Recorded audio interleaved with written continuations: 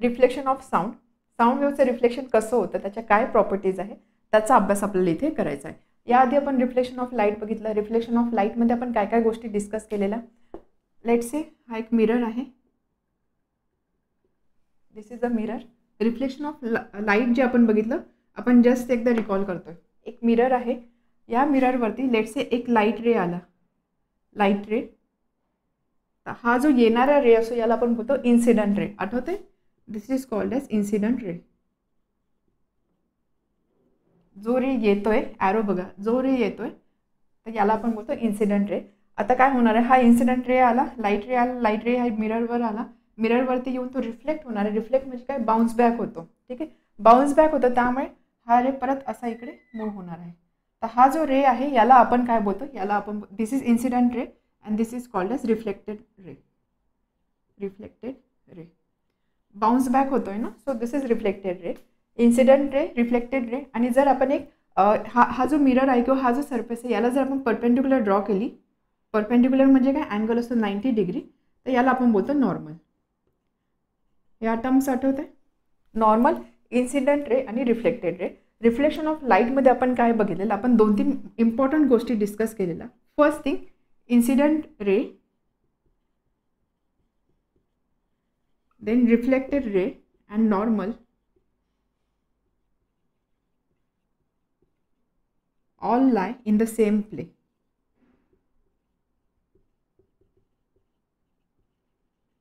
म्हणजे या तिन्ही गोष्टी एकाच प्लेनमध्ये लाय करणार आहे. या तिन्ही गोष्टी एका प्लेनमध्ये लाय करणार. प्लेन म्हणजे काय, जसा हा बोर्ड आहे, हा बोर्ड एक प्लेन झाला, एखादी भिंत असेल ती भिंत झाली प्लेन. सो प्लेनमध्ये इन्सिडंट रे, रिफ्लेक्टेड रे आणि नॉर्मल हे सगळे एका सेम प्लेनमध्ये लाय करतात. हे एक प्रॉपर्टी आपण बघितली. त्यानंतर लेट्स से इन्सिडंट रेनी ह्या नॉर्मलसोबत केलेला अँगल आहे थीटा और θ1 आणि रिफ्लेक्टेड रेनी ह्या नॉर्मलसोबत केलेला अँगल आहे θ2. तर आपण बघितलेलं angle of incidence is equal to angle of reflection.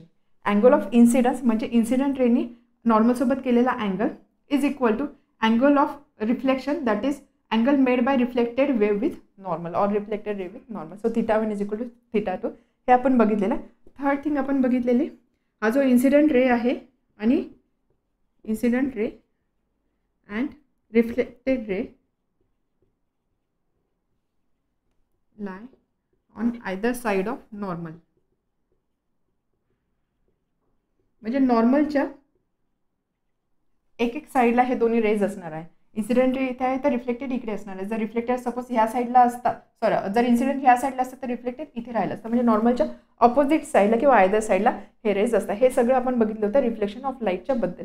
आता आपल्याला ह्याच आधारावरती रिफ्लेक्शन ऑफ साऊंड काय ते समजून घ्यायचं आहे. ठीक आहे, एवढं तर समजलं. इन्सिडंट रे येणारा, रिफ्लेक्टेड जाणारा आणि नॉर्मल म्हणजे जो सरफेसला परपेंडिक्युलर असतो अशी जर आपण लाईन कन्सिडर केली so that will be a normal. Reflection of sound समजण्यासाठी एक छोटंसं एक्सपेरिमेंट करायला सांगितलं आहे. त्यामध्ये तुम्हाला काय सांगितलं की 2 कार्डबोर्डचे ट्यूब्स घ्या किंवा पाईप्स बनवा. ठीक आहे, कार्डबोर्डचे 2 पाईप्स बनवा. त्यानंतर ते एका टेबलवर ठेवा आणि ह्या टेबलच्या समोर पाहिजे एक भिंत, एखादा सरफेस पाहिजे, एखादा वॉल पाहिजे. सो सेटअप असा असणार आहे. लेट्स से ही आहे एक वॉल, इथे एक टेबल असणार आहे. या टेबलवरती तुम्हाला 2 अशा ट्यूब्स ठेवायच्या आहे कार्डबोर्ड पेपरच्या. एक ट्यूब अशा पद्धतीने असेल आणि एक ट्यूब अशी असेल.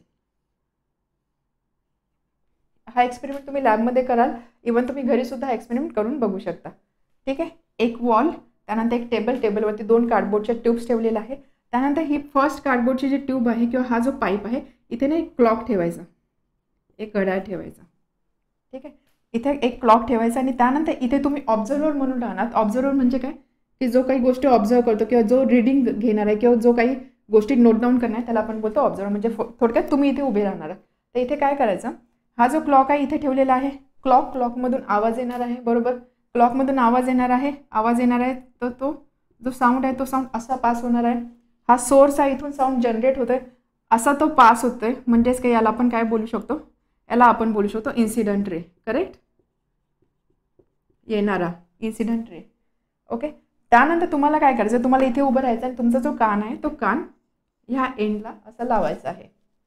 ओके, इथून जनरेट होतो इन्सिडंट रे. इथे वॉल किंवा जो काही सरफेस असेल तिथे जाऊन ती वेव रिफ्लेक्ट होणार आहे. रिफ्लेक्ट होते त्यानंतर ती वेव अशी इथून परत अशी येणार आहे या पाईपमधून. या वेवला आपण काय बोलणार, रिफ्लेक्टेड रे किंवा रिफ्लेक्टेड वेव. समजते? रिफ्लेक्टेड रे और रिफ्लेक्टेड वेव्ह. त्यानंतर इथून ते साऊंड असे येणार आहे, तुमच्या कानाला तो आवाज येणार आहे घड्याळाचा. आता तुम्हाला काय करायचं आहे, तुम्हाला कान इथे ठेवून तुम्हाला ह्या क्लॉकची पोझिशन अशी ॲडजस्ट करायची आहे की तुम्हाला एक्झॅक्टली क्लिअर आवाज तुमच्या कानी पडणार आहे घड्याळाचा. आणि ज्यावेळेस तुम्हाला या ठिकाणी ह्या क्लॉकचा क्लिअर आवाज येतोय त्या केसमध्ये काय करायचं, हा जो पहिला कार्डबोर्डचा जो पाईप आहे, ह्या पाईपचा इथे फॉर्म झालेला अँगल, लेट्स से थीटा 1 आपण कन्सिडर करू. हा अँगल मेजर करायचा. ॲट द सेम टाईम तुम्हाला हा जो सेकंड कार्डबोर्ड आहे त्यामुळे त्यांनी नॉर्मलशी फॉर्म केला जो अँगल आहे θ2 तो सुद्धा मेजर करायचा.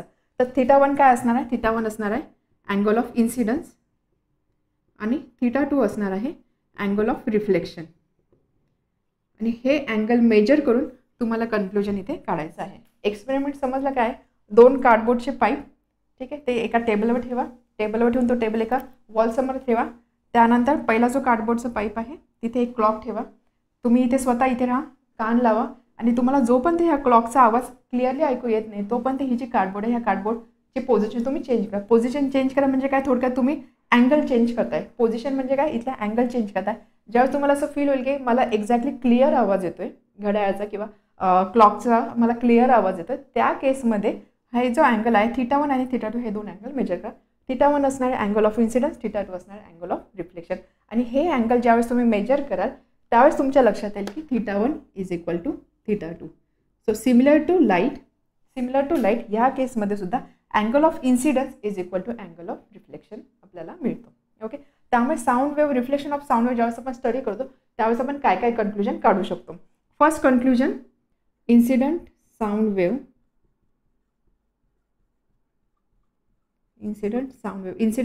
म्हणजे कोणती, इन्सिडंट रे म्हणजे इथे आपण क्लॉक ठेवलेला आहे, क्लॉकचा जो टिकिंग साऊंड असणार आहे जो इथून पास होणार that will be incident sound wave. Then reflected sound wave म्हणजे रिफ्लेक्टेड रे, इथून ही इन्सिडंट रे असणार आहे, इथे जाऊन रिफ्लेक्ट होणार. So this will be reflected ray और reflected sound wave. And normal, all 3 lie in the same plane.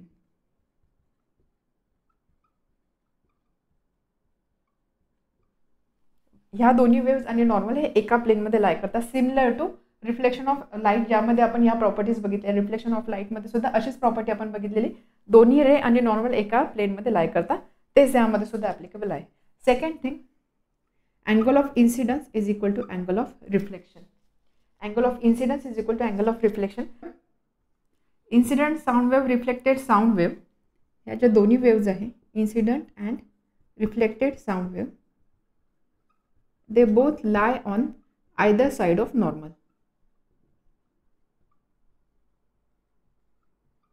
नॉर्मलच्या either साईडला आहे, नॉर्मलच्या एक साईडला असणार आहे इन्सिडंट साऊंड वेव्ह, एक साईडला असणार आहे रिफ्लेक्टेड साऊंड वेव्ह. तर ज्या पद्धतीने रिफ्लेक्शन ऑफ लाईट आपण बघितलं तशाच प्रॉपर्टी रिफ्लेक्शन ऑफ साऊंडमध्ये आपण बघितलेलं आहे.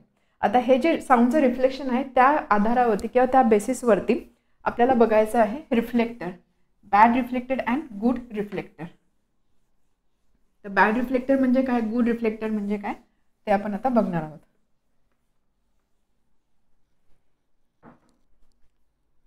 गुड रिफ्लेक्टर, आता आपण इथे रिफ्लेक्टर म्हणतोय म्हणजे काय असणार, गुड रिफ्लेक्टर ऑफ साऊंड, आणि दुसरा आहे बॅड रिफ्लेक्टर. आता हे कसं डिसाईड होतं की एखादा सरफेस गुड रिफ्लेक्टेड आहे का बॅड रिफ्लेक्टेड आहे, हे डिसाईड होतं how much sound waves gate reflected from surface. एखादा सरफेस पासून किती साऊंड वेव्ह रिफ्लेक्ट होतात त्या बेसिसवरती एखादा सरफेस गुड रिफ्लेक्टेड आहे का बॅड रिफ्लेक्टेड आहे डिसाईड होतं. आता बघा, रिफ्लेक्ट करणं म्हणजे काय, बाउन्स बॅक करणं, हे तर आपल्याला समजलेलं आहे. तर गुड रिफ्लेक्टर म्हणजे काय, एखादा सरफेस जास्त अमाऊंटमध्ये साऊंड वेव्ह रिफ्लेक्ट करत असेल त्याला बोलणार आपण गुड रिफ्लेक्टर. एखादा सरफेस जास्त अमाऊंटमध्ये साऊंड वेव्ह रिफ्लेक्ट करत नसेल त्याला आपण बोलणार बॅड रिफ्लेक्टर. त्यामुळे गुड रिफ्लेक्टर आणि बॅड रिफ्लेक्टर याचाच आपण डिफरन्स बघितलं. तर गुड रिफ्लेक्टरची प्रॉपर्टी काय असणार आहे, this surfaces reflect good amount of sound waves.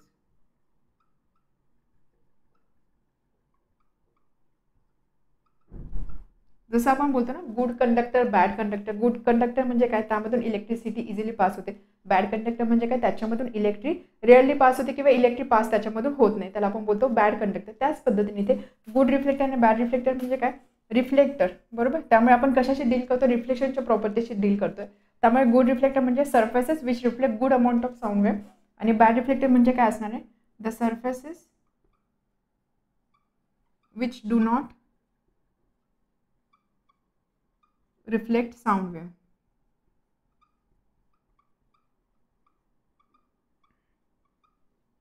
जे सरफेस साऊंड वेव्ह रिफ्लेक्ट करत नाही, किंवा याला आपण असं बोलू शकतो की ते ॲब्झॉर्ब करतात. रिफ्लेक्ट करत नाही म्हणजे काय, ते साऊंड वेव्ह ॲब्झॉर्ब करतात. So inside bracket absorb sound wave. असे जे सरफेस असतात त्याला आपण बोलतो bad reflector. Example good reflector, example असणार आहे हार्ड अँड फ्लॅट सर्फेसेस. जे सरफेस हार्ड असतात आणि फ्लॅट असतात ते असतात गुड रिफ्लेक्टर. एक्झाम्पल असणार आहे वॉल, ठीक आहे. त्यानंतर मेटल, ग्लास, अशा ज्या गोष्टी असतात याच्यामधनं साऊंड वेव्ह चांगल्या अमाऊंटमध्ये रिफ्लेक्ट होतात. त्यामुळे हे असणार आहे गुड रिफ्लेक्टर. बॅड रिफ्लेक्टर म्हणजे ते साऊंड वेव्ह रिफ्लेक्ट करत नाही, ते साऊंड ॲब्झॉर्ब करतं. तर याचं जनरली असे कोणते मटेरियल असतात किंवा असे कोणते सर्फेसेस असतात, आपण इथे लिहू शकतो पोरस सर्फेसेस. पोरस सर्फेसेस म्हणजे काय, ज्याच्यामध्ये असे छोटे छोटे होल्स असतात, जसं काही स्पॉन्ज झालं, ठीक आहे. सो स्पॉन्ज इज अ पोरस सर्फेस. तर असे जे मटेरियल असतात ते बॅड रिफ्लेक्टर असतात. त्याचं एक्झाम्पल आपण देऊ शकतो स्पॉन्ज, त्यानंतर कर्टन्स, कार्पेट, फर्निचर एक्सेट्रा. तर हे असतं बॅड रिफ्लेक्टर ऑफ साऊंड. तर हे जे मटेरियल असतात याचा यूज केला जातो ज्यावेळेस आपल्याला एखाद्या रूमचं साऊंड प्रूफिंग करायचं असतं. साऊंड प्रूफिंगसाठी ह्या मटेरियलचा यूज केला जातो. साऊंड प्रूफिंग म्हणजे काय, बऱ्याचदा असं होतं की काही ऑडिटोरियम वगैरे असतात, मोठे हॉल असतात की जिथे काहीतरी प्रोग्राम चालू असतात, त्या केसमध्ये साऊंड जो आहे साऊंड रिफ्लेक्ट होण्याचे चान्सेस जास्त असतात. साऊंड प्रूफिंगसाठी त्या केसमध्ये इथे मोठे मोठे जाड कर्टन वापरले जातात, जाड कार्पेट वापरले जातात, किंवा असे काही स्पॉन्ज वगैरेचा यूज करून हे जे साऊंड वेव्ह जे रिफ्लेक्शन आहे ते रिफ्लेक्शन कमी केलं जातं. त्या केसमध्ये बॅड रिफ्लेक्टरचा यूज होतो. क्लिअर आहे. गुड रिफ्लेक्टर आणि बॅड रिफ्लेक्टर म्हणजे काय, साऊंडचं रिफ्लेक्शन किती जास्त होतंय ते असणार आहे. असे जे सर्फेस असेल की ज्याच्यावर साऊंडचं रिफ्लेक्शन जास्त अमाऊंटमध्ये होतं ते असणार गुड रिफ्लेक्टर. ज्या सर्फेसवरून साऊंडचं रिफ्लेक्शन अगदी कमी प्रमाणात किंवा ऑलमोस्ट नाहीच आहे असे जे असणार आहे, असे जे मटेरियल असणार आहे ते असणार आहे बॅड रिफ्लेक्टर. तर यामध्ये बॅड रिफ्लेक्टरसाठी आपण असं लिहू शकतो की they absorb sound wave. Example hard and flat surface जे असतात, जी भिंत असेल, त्यानंतर काही मेटल असतील, ग्लास असेल, असे जे हार्ड आणि फ्लॅट सर्फेसेस असतात they are good reflector. Bad reflector असणार आहे की पोरस सर्फेस. पोरस म्हणजे ज्याच्यामध्ये छोटे छोटे होल्स असतात त्याला आपण बोलतो पोरस. मग एक्झाम्पल काय असणार, कर्टन असणार आहे, फोम असणार आहे, त्यानंतर कार्पेट असणार आहे, काही फर्निचर आयटम्स असणार, हे असणार आहे bad reflector of sound. Sound वेव्हचं रिफ्लेक्शन आपण बघितलं, लाईट वेव्हप्रमाणे साऊंड वेव्ह सुद्धा रिफ्लेक्ट होत असतात. हे जे रिफ्लेक्शन ऑफ साऊंड असतात त्याच्यामुळे दोन फेनॉमेनॉन प्रोड्यूस होतात. त्या फेनॉमेनॉनचा अभ्यास आपल्याला करायचा आहे. त्यामधला पहिला आहे इको, आणि इको नंतर सेकंड आहे रिव्हर्बरेशन. आता इको म्हणजे काय, इकोला आपण मराठीमध्ये बोलतो प्रतिध्वनी. ज्यावेळेस तुम्ही एखाद्या हिल स्टेशनवर जाता, हिल स्टेशन म्हणा किंवा एखाद्या उंच ठिकाणी म्हणा किंवा एखाद्या गडावर जरी गेले आणि तिथून जर तुम्ही आवाज दिला तर तुम्हाला थोड्या सेकंदानंतर काही वेळानंतर तो आवाज परत तुमच्या कानी पडतो. बरोबर. हे तुम्ही सगळ्यांनी एक्सपिरियन्स केलेलं असेल, इव्हन मूवीजमध्ये पण तुम्ही हे बघितलेलं असेल. तर याला बोलता इको. हा जो रिपिटेटिव्ह साऊंड जो आपल्या कानी पडतो याला काय बोलता, इको. तर हिल स्टेशनवरती बऱ्याच ठिकाणी बघा इको पॉईंट असतो. अशी एखादी जागा असते ज्याला इको पॉईंट नाव दिलेलं असतं. त्या ठिकाणी उभं राहून जर आपण आवाज दिला तर आपण जे बोलतो तेच आपल्याला परत ऐकू येतो. लेट्स से सपोज मी बोलली हॅलो, मी एक वर्ड बोलली हॅलो, तर हा हॅलो वर्ड ज्यावेळेस मी हॅलो बोलणार आहे त्यावेळेस मला त्याचा इको कसा ऐकू येणार आहे, हॅलो हॅलो हॅलो हॅलो, या पद्धतीने. म्हणजे काय होते, एकच शब्द जो ओरिजिनल साऊंड होतो तो ओरिजिनल साऊंड रिपीट होतोय. फक्त फरक एवढा आहे की पहिला हॅलो होता, त्यानंतर हॅलो, त्यानंतर हॅलो, म्हणजे काय त्याची तीव्रता कमी होत चाललेली आहे. तर असा जो रिपिटेशन ऑफ साऊंड असतो त्याला बोलता इको. त्यामुळे इकोला आपण कसं डिस्क्राईब करू शकतो, reflection of sound that you hear after delay. साऊंडचं reflection that you can hear after delay, म्हणजे थोड्या डिले नंतर, थोड्याशा टाइम डिफरन्स नंतर जो रिफ्लेक्शन ऑफ साऊंड आपण ऐकू शकतो that is called as echo. और repetition of original sound because of reflection. Because of reflection, रिफ्लेक्शनमुळे रिपिटेशन जे आपल्याला ऐकू येतो ओरिजिनल साऊंड. ह्या केसमध्ये ओरिजिनल साऊंड म्हणजे हॅलो हा वर्ड. तर हॅलोचं जे मला रिपिटेशन ऐकू आलेलं आहे so that is called as echo. आता एको कशामुळे होतं? ऑब्व्हियसली एको होतं रिफ्लेक्शन ऑफ साऊंडमुळे. रिफ्लेक्शन ऑफ साऊंड म्हणजे लेट से मी इथे उभी आहे, आय एम दी सोर्स, ठीक आहे.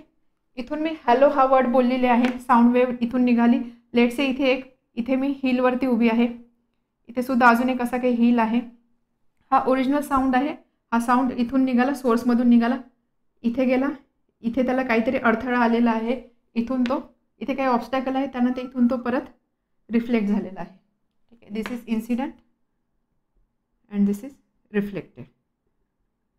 म्हणजेच because of reflection of sound हा हॅलो वर्ड जो आहे हा मला परत ऐकू आलेला आहे. So this repetition of sound is called as echo. आता हे एको फक्त इथेच का घडतं किंवा कोणत्या कंडिशनमुळे एको प्रोड्यूस होतं, तर ते आपल्याला आधी डिस्कस करायचं आहे. तर बघा काय असतं की ह्युमन ब्रेन जो आहे, ह्युमन ब्रेन एखादा साऊंड रिटेन करू शकतो for 0.1 second. Okay, human brain can retain sound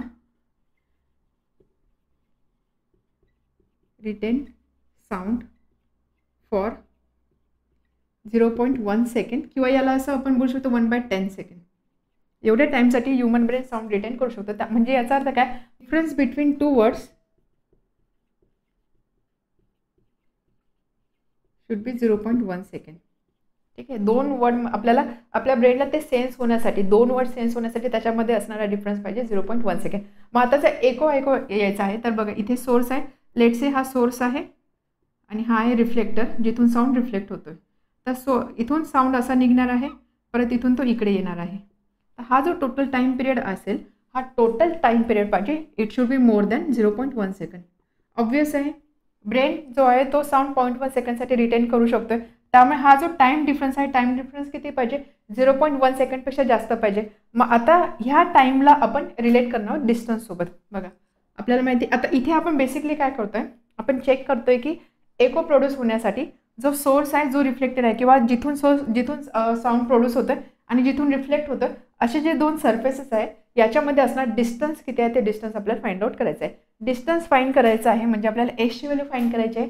आपल्याला एक कंडिशन तर आपल्याला मिळेल की हा जो साऊंड असतो, साऊंड इथून निघून इथे जाणार, इथून इथे जाणार, हा जो टाईम पिरियड आहे हा 0.1 सेकंडपेक्षा जास्त पाहिजे. म्हणजे आपल्याकडे टीची व्हॅल्यू आहे. त्यानंतर वेलॉसिटी ऑफ साऊंड ह्या स्टँडर्ड व्हॅल्यूचा फॉर पर्टिक्युलर टेम्परेचर. जर आपण टेम्परेचर कन्सिडर केलं 22 डिग्री सेल्सिअस, एक टेम्परेचर आपण कन्सिडर केलं 22 डिग्री सेल्सिअस, तर ह्या टेम्परेचरसाठी वेलॉसिटी ऑफ साऊंड असते 344 metre per second. 344 metre per second ही स्टँडर्ड व्हॅल्यू असते. आपल्याकडे एक रिलेशन आहे, velocity is equal to distance upon time, correct.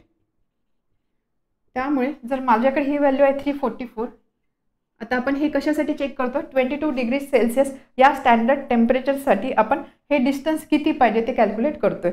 So 344 is equal to distance, let say distance आहे डी आणि टाईम किती पाहिजे आपल्याला? 0.1. ठीक आहे, टाईम आपला मोर दॅन 0.1 पाहिजे, आपण इथे कॅल्क्युलेशनसाठी 0.1 कन्सिडर करतोय. त्यामुळे डिस्टन्स किती असणार आहे? D is equal to 344 into 0.1, D is equal to 34.4 metre.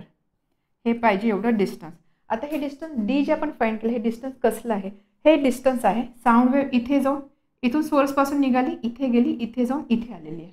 म्हणजेच काय, हे टोटल आहे, हे टोटल डिस्टन्स डी आहे.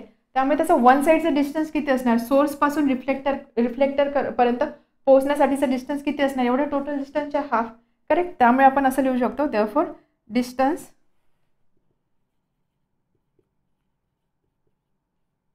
Between source and reflector is equal to d by 2, that is equal to 34.4 by 2, that is equal to 17.2 meter. So this is the distance. याचा अर्थ काय? साऊंडला reflect जर व्हायचं असेल, साऊंड रिफ्लेक्ट होऊन आपल्याला जर एको ऐकू यायचं असेल, तर त्या केसमध्ये हे जे दोन असणार आहे, म्हणजे एक सोर्स आणि एक ज्या ठिकाणी हा साऊंड रिफ्लेक्ट होऊन परत येतो तो रिफ्लेक्टर, सोर्स आणि रिफ्लेक्टर याच्यामध्ये असणारा डिस्टन्स पाहिजे 17.2 मीटर. प्रोव्हाइडर आपण कन्सिडर केलं आहे टेम्परेचर 22 डिग्री सेल्सिअस. डिफरंट टेम्परेचरला साऊंडची वेलॉसिटी वेगळी असते. ती वेलॉसिटी 340 पण असू शकते, 342 पण असू शकते, डिपेंडिंग अपॉन टेम्परेचर. जर आपण कन्सिडर केलं 22 डिग्री सेल्सिअस ही आपण एक स्टँडर्ड कंडिशन जर घेतली, त्या केसमध्ये हे जे डिस्टन्स आहे, हे डिस्टन्स किती पाहिजे? 17.2 मीटर. म्हणजे एको ऐकू येण्यासाठी सपोज असे दोन हिल आहे, एको जर इथे मी उभी आहे, तर मला इथे जर एको ऐकू यायचं असेल तर हा जो समोरचा जो हिल आहे या दोघांमधला डिस्टन्स ॲटलिस्ट पाहिजे 72.2 मीटर ॲटलिस्ट किंवा मिनिमम. तर ह्या केसमध्येच एको ऐकू येऊ शकतो. समजलं. आता इथे यामध्ये तुमचं कन्फ्युजन होऊ शकतं की इथे हाफ का केलं. हाफ का केला, आपल्याला काय करायचं, आपल्याला डिस्टन्स फाइंड करायचं आहे. ठीक आहे, डिस्टन्स कशामधला, ह्या दोन प्लेसेसमधलं म्हणजे सोर्स आणि रिफ्लेक्टर याच्यामधला डिस्टन्स फाइंड करायचा आहे. म्हणजे इथून वेव्ह इथून प्रोड्यूस होणार आणि त्यानंतर ती वेव्ह इथे पोहोचण्यासाठी इथे पोहोचण्यासाठी किती डिस्टन्स कव्हर झालं ते आपल्याला कॅल्क्युलेट करायचं आहे. हा जो टाईम आहे ना 0.1 सेकंड, हा टाईम कोणता आहे, सोर्सपासून वेव्ह जनरेट झाली, इथे गेली, इथे रिफ्लेक्ट होऊन परत ती सोर्सकडे गेली, एवढा टोटल टाईम आहे 0.1 सेकंड. हा टाईम जो आहे हा टाईम ॲप्लिकेबल असणार एवढा टोटल डिस्टन्ससाठी, म्हणजे इथून इथे एवढ्या डिस्टन्ससाठी ॲप्लिकेबल असणार आहे. आपल्याला फक्त वन साइडेड डिस्टन्स पाहिजे, वन साइडेड डिस्टन्स पाहिजे म्हणून आपण या टाईम पिरियडवरून जे आपल्याला डिस्टन्स मिळालं त्याला आपण हाफ केलेलं आहे. आणि हाफ केल्यानंतर हे डिस्टन्स आलं 17.2 मीटर. याला बऱ्याचदा 17 मीटरसुद्धा ट्रीट केलं जातं. तर एको म्हणजे काय, रिपिटेशन ऑफ ओरिजिनल साऊंड. हे आपल्याला एको कुठे ऐकू येतं, स्पेसिफिकली आपल्याला हिल स्टेशन किंवा उंच ठिकाणी आपल्याला एको ऐकू येतात.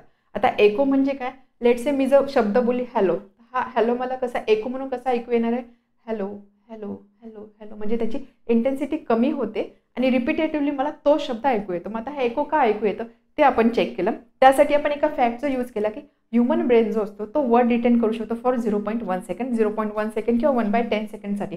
याचा अर्थ काय, जे दोन वर्ड आहे त्याच्यामध्ये जो ऐकू येण्याचा जो डिफरन्स आहे that difference should be 0.1 second. मग आपण काय केलं, आपल्याला इथे डिसाईड करायचं होतं की सपोज एक सोर्स आहे आणि एक रिफ्लेक्टर आहे, म्हणजे हे एक हिल आहे, इथे उभं राहून मी आवाज देणार आहे आणि ह्या ठिकाणी हा साऊंड इथे जनरेट झाला जाऊन ह्या हिलवरती जाऊन इथे रिफ्लेक्ट होऊन परत येणार आहे. या केसमध्ये हे जे दोन हिल आहे याच्यामध्ये डिस्टन्स किती पाहिजे ते आपण चेक करण्याचा प्रयत्न केला.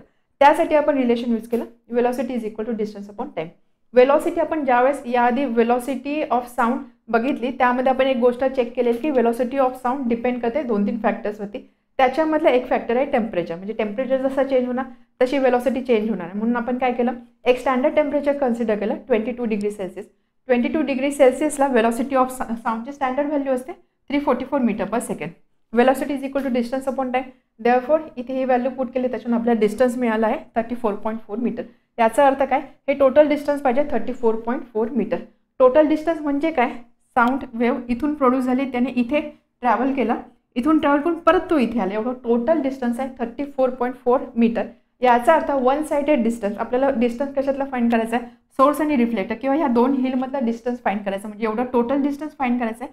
त्यामुळे आपल्याला ह्या 34.4ला हाफ करावं लागणार आहे. त्यामुळे हे डिस्टन्स असणार 17.2 मीटर, ज्याला अप्रॉक्सिमेटली आपण कन्सिडर करू शकतो 17 मीटर.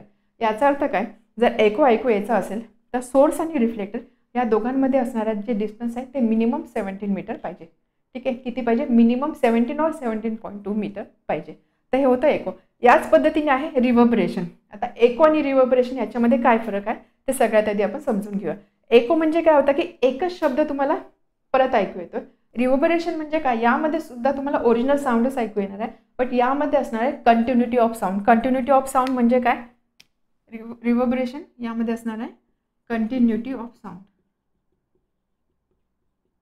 कंटिन्युटी ऑफ साऊंड म्हणजे काय, लेट्स से मी हॅलो बोलली तर हॅलो मला कसं ऐकू येणार आहे, हॅलो या पद्धतीने. ठीक आहे, म्हणजे आपण जे बोलतो ना आवाज घुमतोय, निनाद, ज्याला मराठीमध्ये बोलतात निनाद, आवाज घुमतोय, तर ते आहे रिव्हर्बरेशन. आता रिव्हर्बरेशन म्हणजे काय ते आपण डिटेलमध्ये बघूया. Reverberation, single sound to be heard not once but continuously. एक सिंगल ओरिजिनल साऊंड असतो तो कंटिन्युअसली ऐकू येणं याला बोलतात रिव्हर्बरेशन. एक्झाम्पल, जर मी हॅलो बोलली तर बिकॉज ऑफ रिव्हर्बरेशन हा हॅलो मला कसं ऐकू येणार आहे, हॅलो या पद्धतीमध्ये. ओके, तर दिस इज रिव्हर्बरेशन. आता हे रिव्हर्बरेशन कशामुळे होतं किंवा कुठे होतं, तर स्पेसिफिकली रिव्हर्बरेशन होतं क्लोज्ड अँड एम्प्टी रूममध्ये. Closed and empty room. Empty room म्हणजे जिथे काही सामान नसेल विशेष त्या रूममध्ये हे रिव्हर्बरेशन आपल्याला जाणवतं. हे तुम्ही स्वतः एक्सपिरियन्स केलं असेल. बघा, एखादं ज्यावेळेस नवीन घर असतं किंवा रिकामं घर असतं त्या ठिकाणी तुम्ही जगलं तर तुम्हाला असं वाटतं की आपला आवाज घुमतोय. ठीक आहे, तर दिस इज नथिंग बट रिव्हर्बरेशन. आता हे क्लोज आणि एम्प्टी रूममध्ये का होतं ते आपण बघूया. लेट्स से ही एक रूम आहे, या रूमचा हे रूफ असणार आहे, ही एक वॉल असणार आहे, ही एक वॉल असणार आहे. ठीक आहे, आता ह्या रूममध्ये इथे एक सिंगर दाखवलेला आहे, याला आपण सोर्स बोलू, म्हणजे जिथून साऊंड प्रोड्यूस होणार आहे. त्यानंतर इथे एक लिसनर बोलू आपण, लिसनर म्हणजे जो ऐकणारा आहे, लिसनर बोलूया किंवा मग याला आपण बोलूया रिसिव्हर. एक व्यक्ती इथे बसलेला आहे, इथून हा सिंगर इथून गातोय, हा व्यक्ती ऐकतोय, हा सोर्स आहे, हा रिसिव्हर आहे. ह्या केसमध्ये काय होतंय, एम्प्टी रूम आहे, एम्प्टी रूम आहे, यापासनं ह्या सिंगरपासून जे काही साऊंड वेव्ह प्रोड्यूस होत आहे हे साऊंड वेव्ह रूफवर जाईल, रूफवरती रिफ्लेक्ट होऊन इथे येणार आहे, रूफवर ह्या ठिकाणी जाईल, इथे येणार आहे. ह्या वॉलवर सुद्धा साऊंड वेव्ह इथे येणार, इथून इथे जाणार, इथून इथे जाणार, ऑरएल्स इथून रूफला जाणार, रूफवरून ह्या वॉलवर येणार, तिथून जाऊन ह्या लिस्नरच्या कानी ते पडणार. तर यामध्ये जर तुम्ही बघितलं इथे काय होते, मल्टिपल रिफ्लेक्शन होते. काय होते, मल्टिपल रिफ्लेक्शन होते, मल्टिपल रिफ्लेक्शन होते. त्यामुळे काय होते, original sound and reflected sound overlap. Multiple reflection होते, त्यामुळे जो ओरिजिनल साऊंड आहे आणि हे जे रिफ्लेक्ट होणारे जे साऊंड आहेत ते काय होतात, ते मिक्सअप होतात, ओव्हरलॅप होतात. त्यामुळे काय होतं, ह्या केसमध्ये हा जो लिस्नर किंवा रिसिव्हर जो आहे याला क्लिअरली काहीच ऐकू येणार नाही की हा व्यक्ती काय गातोय, ते त्याला क्लिअरली ऐकू येणार नाही. नॉट ऑडिबल म्हणजे ह्या व्यक्तीला ही व्यक्ती काय गाते हे डिस्टिंग्विश तो करू शकणार नाही, त्याला ते क्लिअरली ऑडिबल नसणार.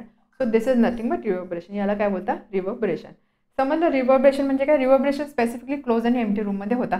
तर हे जर तुम्ही बघितलं, बरेचसे ऑडिटोरियम असतात जिथे काही असे प्रोग्राम चालतात, त्या ऑडिटोरियममध्ये ना असे काही स्पेसिफिक काही सीट्स असतात की ज्या ठिकाणी हा असा प्रॉब्लेम होत असतो, म्हणजे हे रिव्हर्बरेशन त्या ठिकाणी आपल्याला जास्त जाणवतात. तर हे जे ऑडिटोरियम, आता इथे जर तुम्ही बघितलं रिव्हर्बरेशन काय होतंय, कारण हा जो रूम आहे, लेट्स ह्या केसमध्ये हा जो रूम आहे हा एम्प्टी आहे, ठीक आहे. त्यामुळे रूफ वॉल ह्या गोष्टींना साऊंड वेव्ह रिफ्लेक्ट होतं. रूफ वॉल ह्या गोष्टी आहे hard and flat surface. Hard आणि फ्लॅट सरफेस म्हणजे आपल्याला माहिती they are good reflector.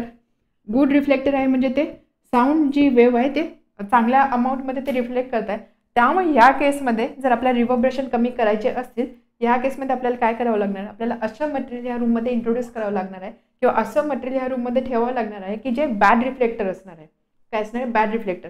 For example bad reflector म्हणजे कर्टन्स, ठीक आहे. त्यानंतर स्पॉन्ज किंवा आपण सोफा बोलू शकतो, कार्पेट. तर ज्यावेळेस किंवा फर्निचरसुद्धा, तर अशा ज्यावेळेस बॅड रिफ्लेक्टर असणाऱ्या गोष्टी, बॅड रिफ्लेक्टर ज्यावेळेस त्या रूममध्ये इंट्रोड्यूस केले जातील त्या केसमध्ये हे रिव्हर्बरेशन कमी होणार आहे किंवा लिमिटमध्ये येणार आहे. त्यामुळे जर तुम्ही ऑडिटोरियम वगैरे मोठे मोठे हॉल बघितले, ऑडिटोरियम बघितले, तिथे बघा नेहमी जाड पडदे असतात, जाड कार्पेट असतात. हे कशासाठी असतं, हे असतं की जेणेकरून तिथे रिव्हर्बरेशन जे आहे रिव्हर्बरेशन प्रोड्यूस होणार नाही आहे, ठीक आहे.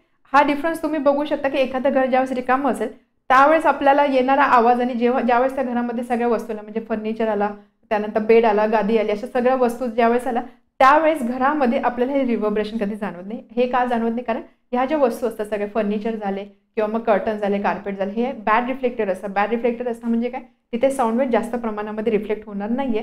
रिफ्लेक्ट नाही होणार म्हणजेच काय, मल्टिपल रिफ्लेक्शन नसणार आहे तिथे आणि त्यामुळे त्या केसमध्ये रिव्हर्बरेशन आपल्याला जाणवणार नाहीये. क्लिअर आहे. एको आणि रिव्हर्बरेशन. एको आणि रिव्हर्बरेशनमध्ये डिफरन्स हेच होता की रिव्हर्बरेशन म्हणजे काय, कंटिन्युअस साऊंड आपल्याला ऐकू येतो. ज्याचे रिझन असतं मल्टिपल रिफ्लेक्शन असतं. मल्टिपल रिफ्लेक्शनमुळे काय होतं, ओरिजिनल साऊंड आणि रिफ्लेक्टेड साऊंड ओव्हरलॅप होता, मिक्सअप होता. त्यामुळे आपण त्यामध्ये डिस्टिंग्विश करू शकत नाही किंवा लिसनर जो आहे तो त्या साऊंडमध्ये डिस्टिंग्विश करू शकत नाही. तर हे जे रिव्हर्बरेशन असतं हे जरा अनॉईंग असतं. दीज आर अनॉईंग, बरोबर. कारण समजतच नाही आपल्या की समोरचा व्यक्ती काय बोलतो किंवा काय गातो किंवा आपल्याला काय सांगू बघतोय ते समजत नाही. त्यामुळे आपण असं बोलू शकतो रिव्हर्बरेशन हा अनॉईंग